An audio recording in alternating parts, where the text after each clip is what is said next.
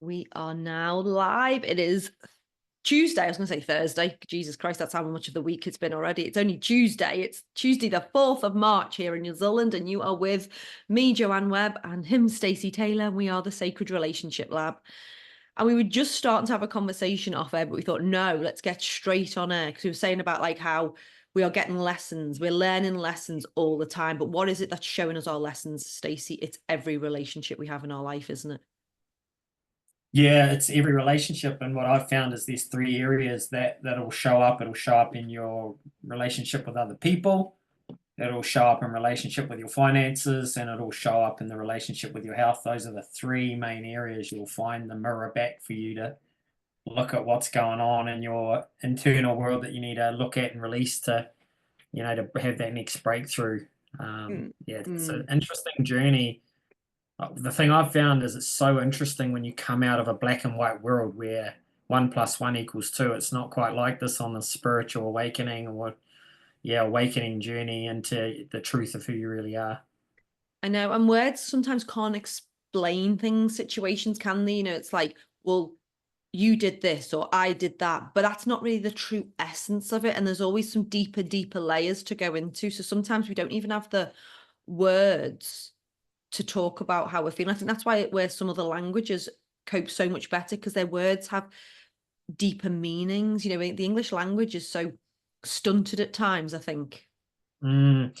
Yeah, something I've really noticed for me on my personal journey is the level of language has increased as I've released lower frequencies and I'm Mm, able to articulate things better mm, in a more simpler way, but a more intelligent way, I guess. And I think you're right, like our language is so limited until we start uncovering the depths of ourselves. And as we uncover the depths of ourselves, it gives us a depth to our story. It gives us a depth to our language. It's like that soul singer that sings the song, the soul singer who's been through hell in their childhood or their life, and they sing that song and it gives you goosebumps. And I think, mm. authenticity is really coming back to your authentic voice and speaking your truth to the world. I love that. And that actually goes in line with a question we've got. It's like, can you give an example of a lesson you have learned or something that's come up for you? Because we talked about like being brutally honest. We talked about this the other week on one of our sessions. Like, this healing journey takes absolute brutal honesty. So the question was, can you give us an example of something you've learned and something that you've discovered within yourself? That's a beautiful question. So, one of the things I want to share before we start this is that once you start this journey, every fear that you've ever had is going to be brought to the surface for you to face off with, resolve, dissolve, and let go. And I had one, a real big one, about 12 months ago. My brother-in-law, who's been in and out of jail, and he's not a very nice person, he turned up at our house one day after defacing my wife's father's headstone the night before his unveiling. And when he came to our house, I felt the trigger because I heard him and my wife talking outside and that got heated. And I just went over as a man to just stand in the doorway and I heard him say something really nasty and I just gone. And there was six people holding me back, Joanne, and like it all happened, he took off and they're all looking at me like, what the heck is this? And I was like, no, no, no one does that. They don't talk to you like that. Anyway, I just let it go. But my son's looking at me, my 21-year-old son's looking at me like, what the fuck, Dad? And I'm like, oh, no, it's no big deal. Any man would do that. And then we had the unveiling the next day, and I had to paint the headstone of the part that he defaced, the name he tried to remove off it. So I was already pretty stewed up. Anyway, the Sunday he turned up again, and I snapped again. And I was like, oh, this is like I'm like I'm out of control, like got no control here. Anyway, I end up ringing the cops and I'm really good friends with the police here and they came and I said, look, man, you got to do something. This is getting out of control. I did all the stuff. They said, yeah, we'll get him. He's going to be arrested because he's on bail and all this stuff and it'll be all over. I'm like, oh, cool. Tuesday, I go to the gym. This was Sunday. Tuesday, I go to the gym, come back for the gym. go to make myself a hot drink, go to put something in the bin, and I look across the street and there's a guy sitting on my neighbor's car, and I'm like, oh, that's weird. My neighbor never sits on his car. And I'm like, oh, and then I got back to the jug and like, bang, I felt it. I was like, fuck. So I go outside and he actually had a blanket wrapped up and he was threatening to shoot me. This is the level of it. And I'm like, what the heck? And he's singing the UB40 song, if you're a big, big tree, I'm going to chop you down. And I just lost it again, Joanne. And I'm just sharing this to show you that even as healers, what we go through, this was a year ago. I shut the door, I grab my keys, he's hobbling down the road because he's been run over in another gang incident, so he can't walk properly. I back my car out on the road, I'm facing him in the middle of the road, and I put it in drive to run him down. And then I just, like, that part of me just stopped, and I just went, fuck, punched the steering wheel, and I went inside, I rang my friend at the cops, and I said, bro, you got to get him, I'm going to, like, something's thing, and my wife. Anyway, they go and get him. He threatened to pull a gun on them. It was all out of control. And my wife's like, there's something more. And I was like, nah, there's nothing more to it. Like, I was like, this is just black and white.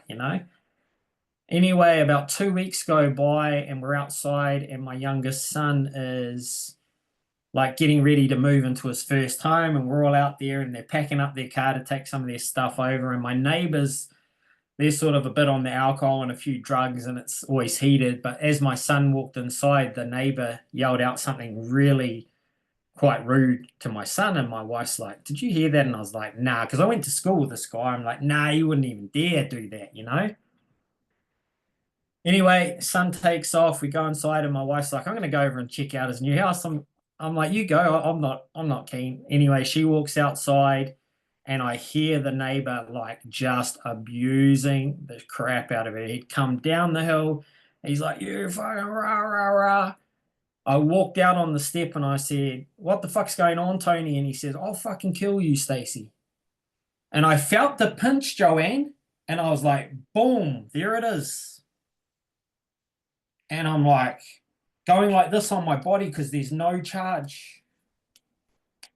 And I'm like, what the heck? I walk down the steps. He's come out he's come out and it's my wife's looking at me because she knows the old Stacy and she's like, please, the neighbors are watching. Please don't do what I know you're going to do. And I'm like, I want to say, can we just stop? I'm free. Anyway, I go across the road. The accusation basically melts away, long story short. And my wife's looking at me like, because she actually said to me when we got face to face, she's like, babe, please don't, please don't.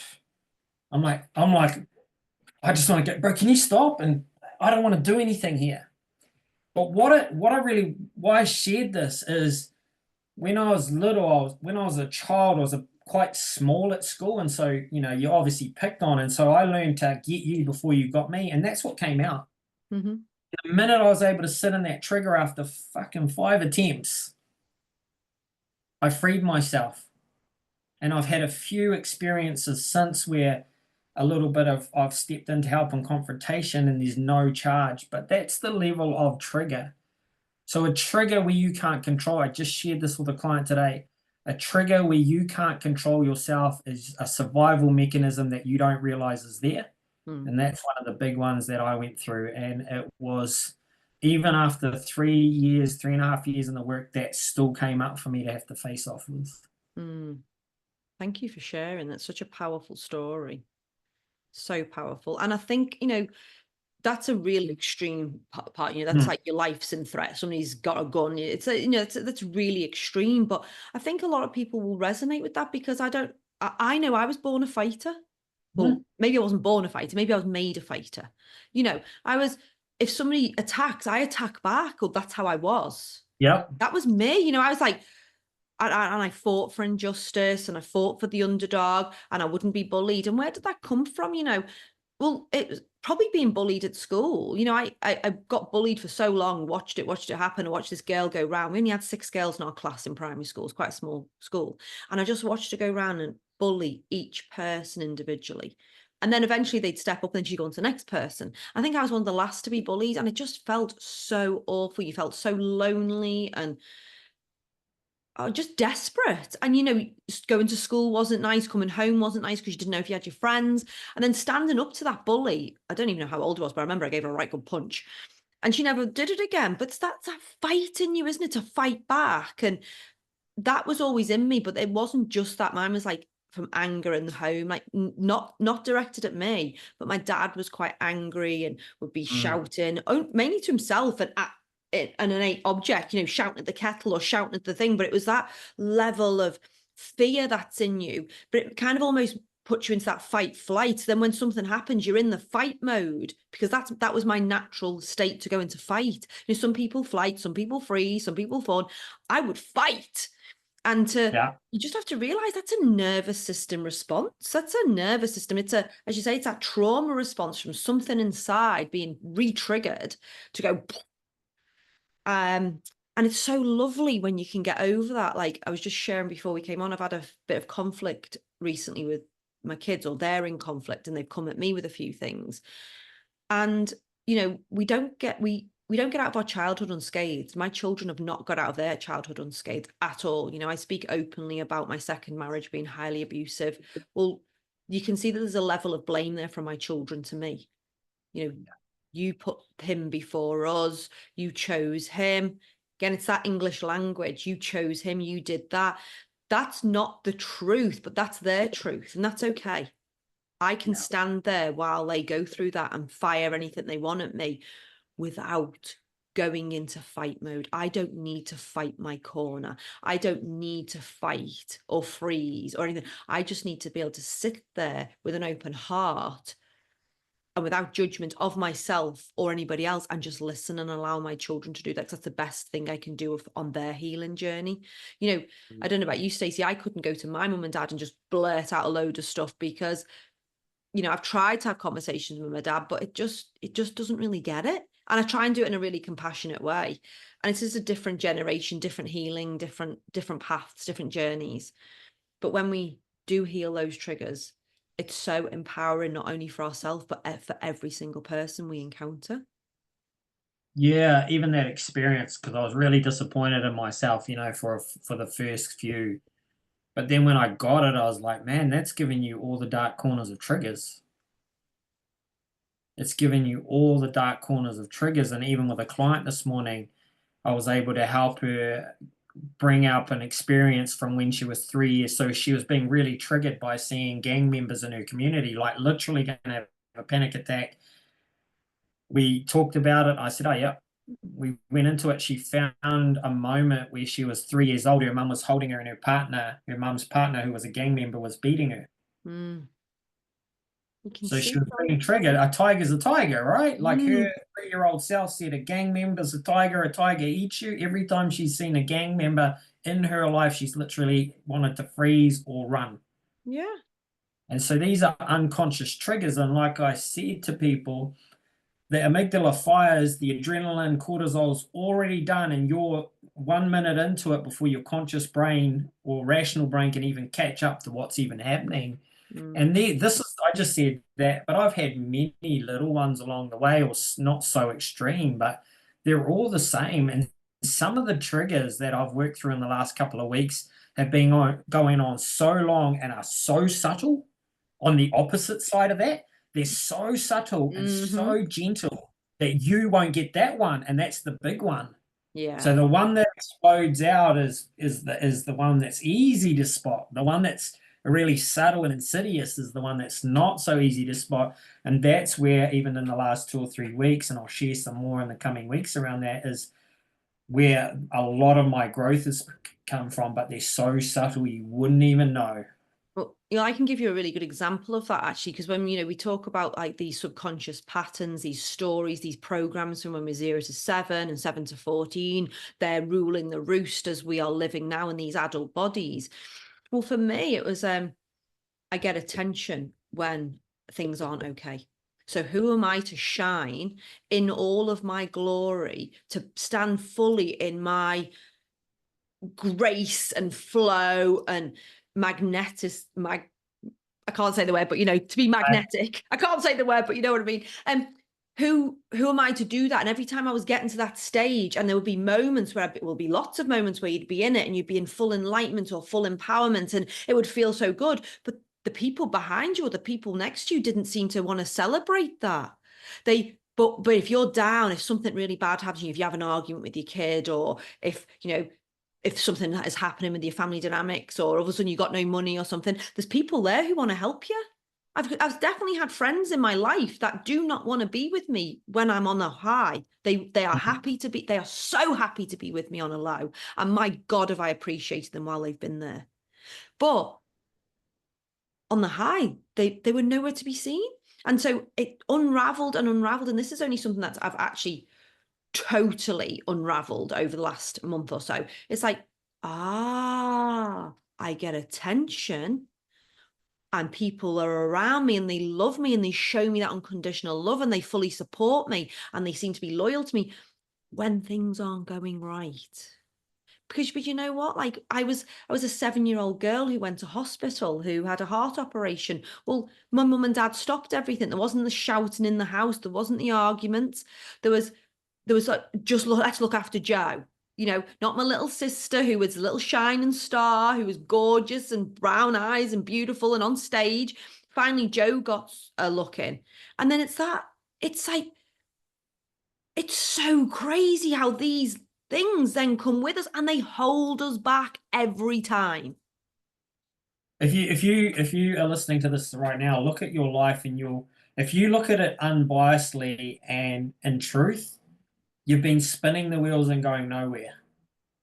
Like when I seen this, and I've seen it in moments, that most people are spinning the wheels and going nowhere because you're stuck where your child is stuck in time. Like Joanne said, look at that. Like to a child who's been feeling starved, who's been feeling unseen, unloved, bang, one moment I get sick, I get all the attention.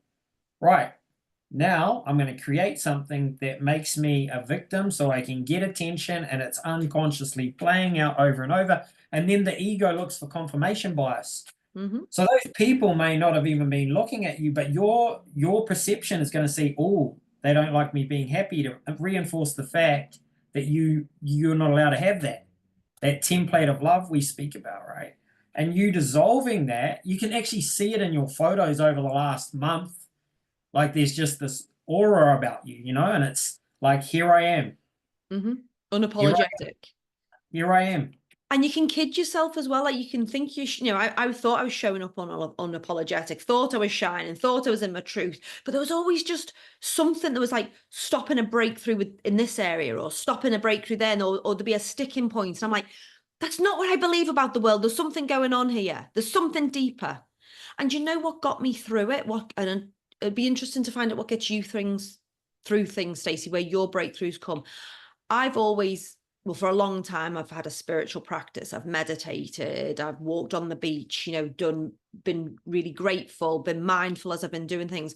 But this year I thought I'm going to step it up. I'm doing a spiritual practice every day. So I get up at 5 a.m. every morning and I go straight upstairs to this little room I've got at the top of the house with all my crystals, and I meditate and I write and I journal and I'm grateful and I pull my angel cards and do all of this stuff. And I speak to my team, even though I can't see them and they don't talk to me like I'd like them to talk to me. But I'm doing it. And you know what? For the first month, I got nothing. But I stuck with it. I stayed doing it because I know that these things really work. I've introduced lots of things in my life and I still have them in my life to this day. And they've taken time to, solidify.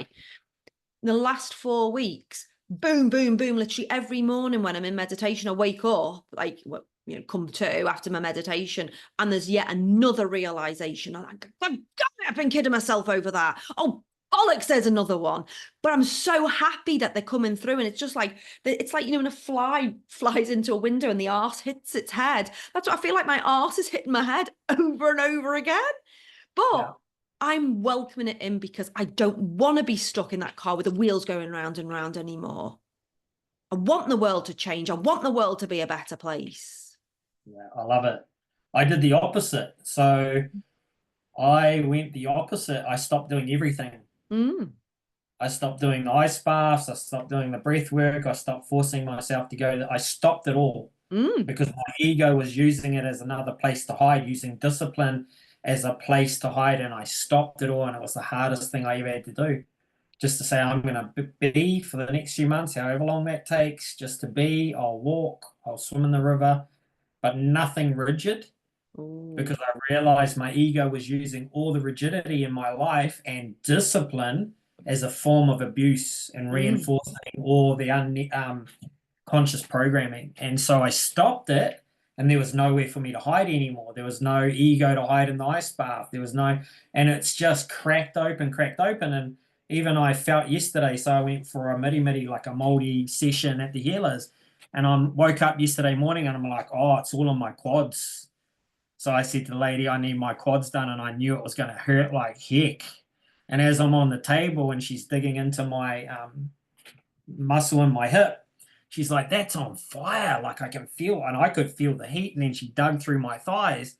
And at the end of the session, it's like, you're ready to go now. You can go back to discipline. You can go back to these practices from love. But Mm. the ego is insidious. It's a trickster. It's like the Joker in the Batman movie. It will hide in the thing that you think it can never hide in.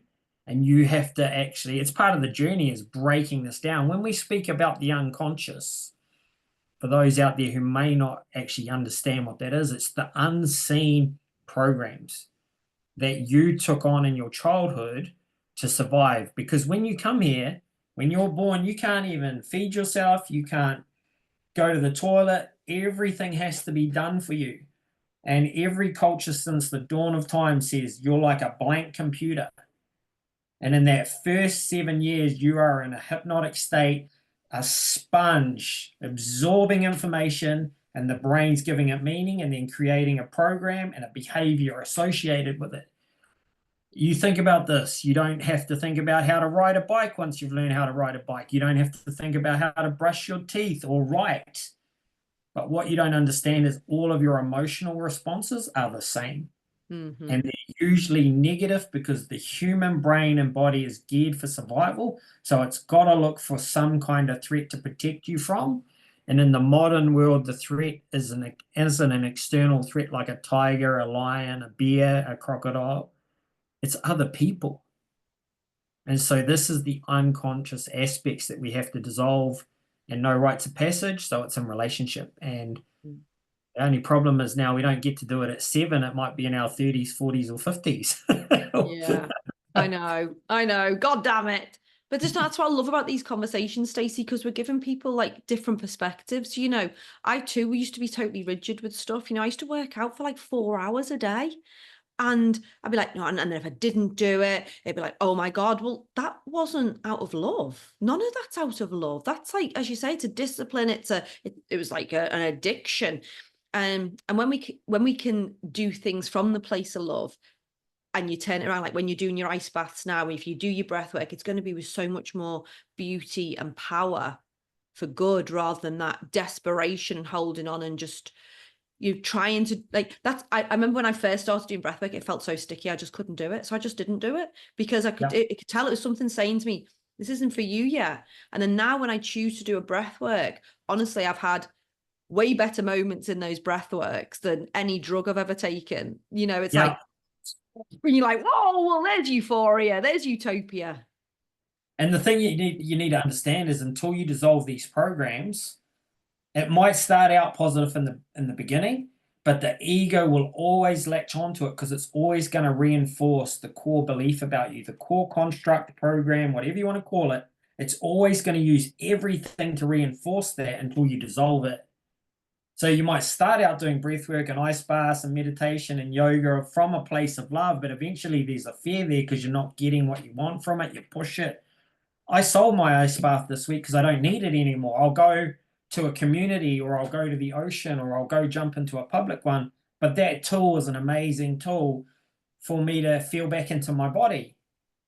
And then my ego turned and said, now you got to take it to the extreme. So I was doing 10 minutes in the fucking 0 degrees ice bath, to try and reinforce the fact that I'm the man. And, and actually reinforcing the fact that I'm not. So, this is why, like John said, I love these conversations because, as you start stripping it away and then you start moving from love, you can let that thing go or you can embody it today. You don't have to be so rigid. You know, you might go, you know what, I'm going to do an ice bath today. I'm going to go for a walk tomorrow. I'm going to go for a swim in the ocean or the lake. You start being intuitive. Like discipline doesn't have to be rigid. It's Mm, like it's doing something positive to put yourself in a great state. But that's all being blown out. Like one of the things I see at the moment is 75 Hard has become a self-abuse program. mm. Yeah, yeah, yeah. And as soon as anything is from a place of fear, that's your ego. That's like, as if you say, oh my God, I've missed my ice bath today. Oh my gosh, I'm going to get fat. Or, oh my gosh, my mental health's going to decline. Or, oh my gosh, I'm a failure. As soon as that hits in, you're in fear base. Yeah. And this is the difference between operating from fear and operating from love. If you lovingly get in your ice bath and it's a beautiful thing to do and it's not from ego, it's just from pure love, great. Soon as it's from fear, it's Yeah. not, that's when you've got to look at it and you go, why am I scared? It's like, when I was exercising, if I stop exercising, what's going to happen to me? What am I hiding within this? What am I trying to avoid by doing this? Because it's fear, fear, fear, fear, fear, fear. Yeah. Yeah. And one of the things, integrity means wholeness at the root word, right? So, are you doing your discipline from an integrity, like from wholeness, right? Like, Mm, and I'm actually really beat up today, and but my fucking rigid program said I needed to do the ice bar for 75 or 100 days, and I can't break that, and da da da da da. So you set yourself up to fail from the beginning. mm, Like one of the things I teach my clients is that, just move the needle forward in a positive way every single day, and then it becomes fun, yeah. right? Don't be afraid of the hard stuff for sure. Like I'm down with hard shit, especially for men, but also too, be able to enjoy. Okay, I'm actually really tired today. My body's run down. I might just go for a massage, or I might go for a swim in the ocean and lie on the beach on the sun. Yeah. Just really get in tune. And to do that, you've got to bring conscious awareness. Yeah, and you've got to be in touch with that feminine energy that's inside of us and allow then the masculine energy to do its action.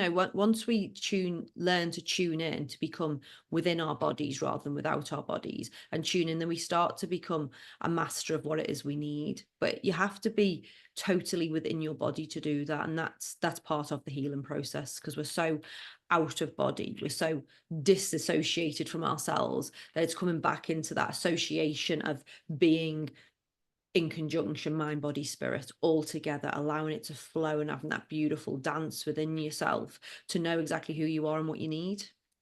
That's the one liner that you just dropped it, the master of what you need. That take that line and write it down if you're listening to this. Become Joanne just dropped the mic, master of what you need, not what your ego needs. Exactly. Whoa, that was really, oh my God. I didn't know we were going to go that deep. That was a really good question. So thank you for sending that. And I hope that gives you some insight and anybody else listening as to this work isn't just about, oh gosh, I don't have any money. Where's the money coming from? It's so much deeper than that. It's deeper, but it's actually really simple as well. Once you see the simplicity of where it's associated from, where that root, where that seed was very first planted within you, and you go, really? I'm operating from that one tiny seed. You go, wow, okay. And it totally changes your life. Yeah, exactly. Mm. Beautiful. Yeah. Yep. Have you So got I any got a questions question. today? Yeah, I got one around money. So Oh, someone reached out to me and said, I've noticed that when I get large sums of money, I end up getting rid of it and I've actually gone nowhere with money. Why is that? what are you scared of? What is your deepest fear? About money. What does money represent to you? And what was your childhood like with money? What was your money story? What did you grow up with? That's where I'd go. I don't know if you found this in your work, Stacy. Like I find people want to heal their relationship with love and health, but money, they don't believe they've got a money story Hmm. until they see it. And then you go, oh, damn it. And we've all got a money story. To me, I don't know about you. I was like, when I was growing up, we didn't have a lot of money, but the rich kids their families didn't seem to be that nice. They weren't nice. So I was frightened to have money because I didn't want to turn into a horrible person. And you're like, but when you put these things together and you go, whoa, is if you're getting lots of money. How do your friends have money? Are you frightened to be different from your friends? What's your money story? Because we only attract what we believe we are worth. So really your money story is your worth story. What is your worth story? Money will have a representation somewhere, and there will be a whole story that we tell ourselves. Remember, I was dealing with one client and she said to me, every time I see somebody in a Porsche, I just think wanker. And I'm like, that's really crazy, isn't it? But that was how she grew up in a certain part of England. They all thought the people in them nice cars were wankers. Again, it's not the truth. So I would sit with what's your voice telling you in your head about money? Because there'll be lots of things that it's telling you for starters. So there's that area to look at. And then you look at each one and go, is everybody driving a Porsche wanker? Is every rich person mean and nasty? Start to break them down to what's your actual truth, not just your programming from childhood. So what's your truth around money? Do you believe lots of money will bring you good fortune or not good fortune? Have a look at all of that. But then also you've got to look at where you feel like you are worthy. Are you worthy of that money? Because that worthiness story is running the show. It's beautiful. That's beautiful. Probably my biggest insight or wisdom probably wisdom around money is it's got nothing to do with money. You're using money to reinforce the attachment style that you developed with your parents. You just can't see it in money. So you'll use money to unconsciously make yourself the same way you felt in the relationship you had with your parent or the parent that you have the most unresolved trauma with. When I seen this, it blew me away, right? So if you felt unsafe, if you felt unloved, you'll get rid of money to feel the same way you did until you resolve that. And then you won't seek your sense of self-worth in money, right? Because that's coming from lack, scarcity, fear, right? So money, it's going to change. It's going to evolve outside. It's an external, but so many people, I work with a lot of people around money and I say, what's the figure? And I already know 99% of people and they're like, $1 million. And I'm like, why $1 million? And they're like, oh, because then I'll be free. And I said, no, the pressure to not having it will go. So then you'll feel free. But here's the trap. The minute you get the $1 million, you feel free. The minute you start spending that money, you're going to get to a point where you're afraid of losing that money. Now it becomes the cage that you're trapped in. This is why 99% of lotto winners end up worse off than when they got the money. Now people say they didn't have money management skills. No, that's got nothing to do with it. They get the money. That's why everyone goes to the lotto store. I was watching a guy yesterday. He's like, man, this is my week. And I said to him, how many years have you said that for? And he said, fuck it, I know how many. Right? So they go there every week looking for freedom and money. They get the money, they feel free. The minute they start spending it, they get to a point that triggers the fear of losing it. Now it becomes the cage that they're stuck in. And because they're afraid of losing it, they unconsciously get rid of it. They get ripped off. They give it to someone takes it. And then they say, oh, I'm a victim of money. No, you're not. You're a victim of your childhood programming. Yeah, exactly. And so you've got to go in and dissolve it because your frequency is what you will frequently see. If you look at money, if you're getting it and losing it, it's because you're attaching your self-worth to it. Money's just a resource, and until you can see it as that, you can't have it. You can't have it, or you'll have it and it'll ruin all your relationships. Yeah. Like I work with multi-millionaires down to people that, everyday people that are struggling just to make ends meet. And the difference in the mindset and their experience, you wouldn't even get it. Multi-millionaires that are dying from anxiety, that are dying because they can't have the relationship, that actually have all this money, but they're so afraid to spend it that they're eating and living like they're broke. So it's become the cage, but because we look and they've got a nice car and a nice house and they can do what they want, we think, fuck, they're lucky. Be careful what you wish for. Because if you're sitting in a castle and you're not free, that will taunt you more than sitting in an everyday house or driving an everyday car and still wanting money. So The difference is very, very, very close. It's yeah, and as soon as that fear of losing it comes on, you're going to get rid of it. Yeah, I love the way you explain it, and it's very much the same. You know, as you say, that trying to replicate that experience with a parent, that attachment style. Well, that's exactly where your worth was stripped away at the beginning. So it's like it's all the same. It's doing the same work, and it is such a funny one, money, and especially because we've got such deep societal programming around it as well. It's not just from within your own family, it's from what you see on the outside. There's so much of it, you know, and it's now with social media, it's rammed down your throat more than ever. You know, oh, it's easy to be wealthy, you can have $10,000 months easy, you can do this, and so I think people are made to feel even more inferior if that's already within them. It's highlighted, it's emphasized even more. So if you've got that feeling already in you and you're seeing all these wealthy people who seemingly having a great life and not working for it, let me tell you, that's bollocks for starters. Do you know how long it takes to get one good photograph for social media? They've been doing that for freaking hours. They're working just as hard as anybody else, but it just looks different. So, but in this day and age, money and wealth and also poverty is rammed down our throat. Yeah. And one of the things I want people to realize is you don't want money. You don't want money. You actually want the feeling of love and authenticity. That's what you're seeking in money. And because you're seeking it externally, you're going to feel, like I said, the same way you felt as a child. As soon as you dissolve everything that's in the way or that you've unconsciously put in front of your authentic self and love, and that dissolves, you'll never have a money problem in your life again. Because you're attracting it, you're not attached to it. It's just a tool now. You'll grow and expand it because you're not afraid of losing it.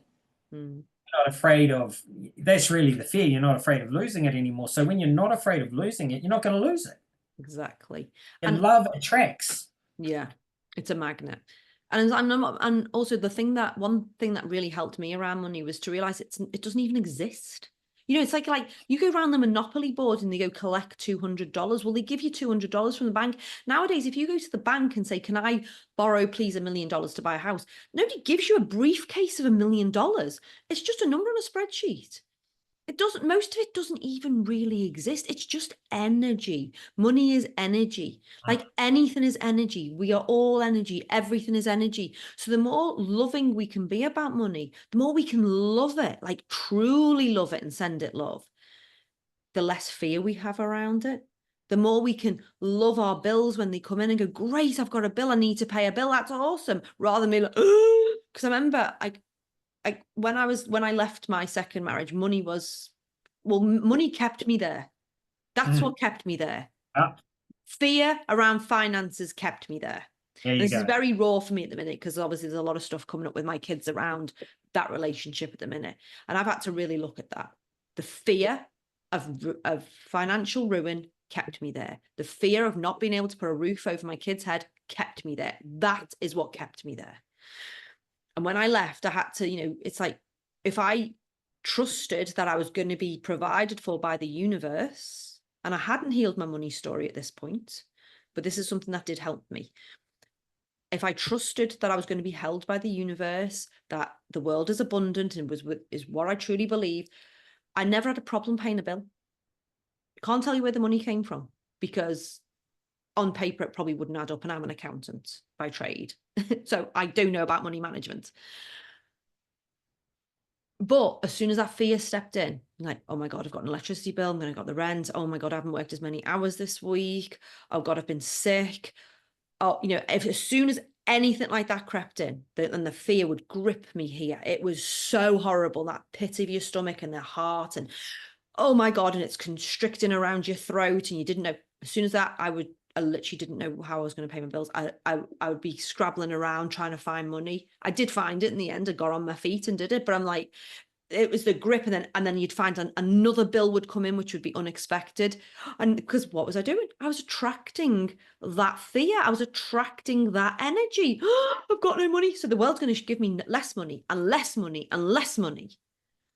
But the more I stayed in trust and calmed my mind and used some certain tools, it's okay. The world is abundant. I believe. And I wasn't just floating around like a little fairy, just expecting it to come. I was still bloody working hard. but I was okay. And it's that energetic beings that we are. Where is your energy and how is it programmed? And what can you feel in your body even when you think about money? Because that's a big indicator. It's showing you things. Yeah, you can't create abundance, by the way. You can't. No. All you create is lack and limitation because abundance is your birthright.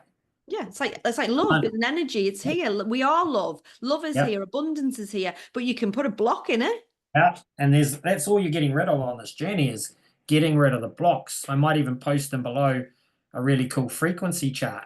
Now flip this frequency chart up the other way and realize that everything you're getting rid of at the lower end is bringing you back to your natural state of being, which is love, then authenticity, then self-transcendence, right? So money or lack of it or lots of it with still no fulfillment, no connections is trying to teach you something. It's a reflection of your relationship. Your frequency is what you will frequently see. And if we even look at the language around money, security. Good luck putting your security in money. Good luck. Yeah. Because you'll always feel unsafe, right? So, yeah, that's really what it is. It's nothing to do with money. It's a reflection of the attachment style that you formed with your parents that you need to work on and dissolve and then allow your natural state of being to come through and then your purpose and then being able to manifest. And that's something we can talk about properly because there's a whole lot of bullshit in the world now about manifestation. Just picture making $1 million and you'll make it. No, you need to reverse engineer this and make a plan related to your purpose that you can actually tangibly achieve that because the ego just thinks, oh, I can have $1 million or I'll have a 6-figure month or I'll have a whatever it is. You've got to still be able to reverse engineer it, understand how you're going to do it. Yeah, then give it over to the universe. But, you're not going to find security in money, a woman, a man, anything. You'll never find it. You'll always feel unsafe and you'll keep proving that true till you dissolve these programs. And the only place there's really safety and security is in here. Yeah. That's the only place it actually exists. Yet our reptilian brain, that's that first part of our brain, is just searching for safety and security. And we look out there and it's all in here. Yeah. I shared this the other day.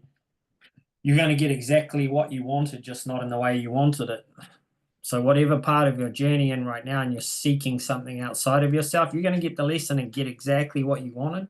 You just haven't seen that. It was wrapped in usually a bit of pain and turmoil and chaos and hurt. And when you get it, you'll go, shit, I got exactly what I asked for, just not in the way that I asked for it. So look at what you're asking for around money and see what you're being taught. I've got an example about that, but not about money. I did this little spiritual thing over Christmas where you put 13 wishes or intentions or dreams into a jar. And like from Christmas, you burn one, but you don't look at it. You just burn one every night. And on the 13th night, which I think is the 6th of January, you look at the piece of paper. I was really pissed off when I opened this piece of paper, by the way, even though I'd wrote them.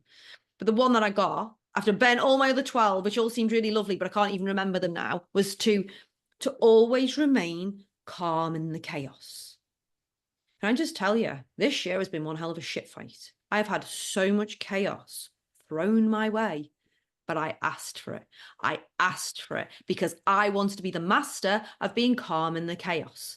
So be careful what you ask for. It's like, and this goes with money, it goes with experiences, it goes with anything. If you want to learn patience, let me tell you what's going to happen. You're going to find the most ignorant, pain in the ass people, the worst drivers out there.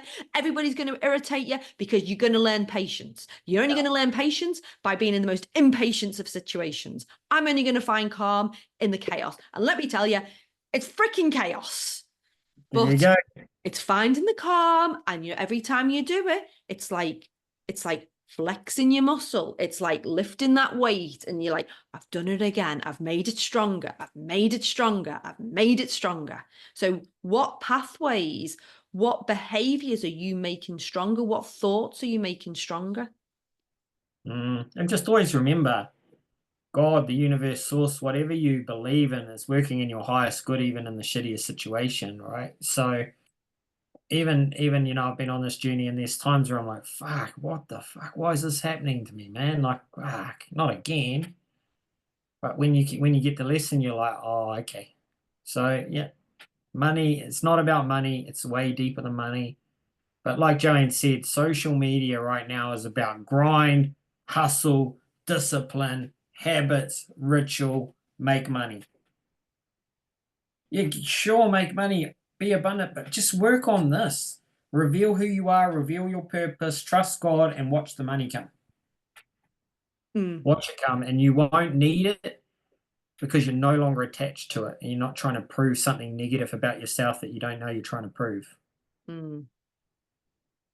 Woo! I have got another question, but I'm going to save it till next week because this has been quite a big episode. Mm, that is, It's that is. been really good. It's been a juicy one. So, woo! Yeah. Thank you for the questions, everyone, because it provides us with this material and we never know where we're going to go. And that's why we don't tell each other the questions before we come on, because we want that element of surprise. We want to be able to just answer them off the hoof. So if you ever want to just come on live and write some questions as we're talking, you can do that as well. We'd love that.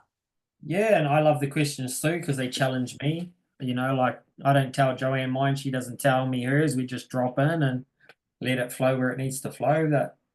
There's no coincidences we're on here because even you guys asking the questions is challenging us and bringing things up for us as well. So, keep bringing them in, keep having the courage to show up. And, like Joan said, if you want to jump on the live or you want to jump on and nut something out on camera, do it.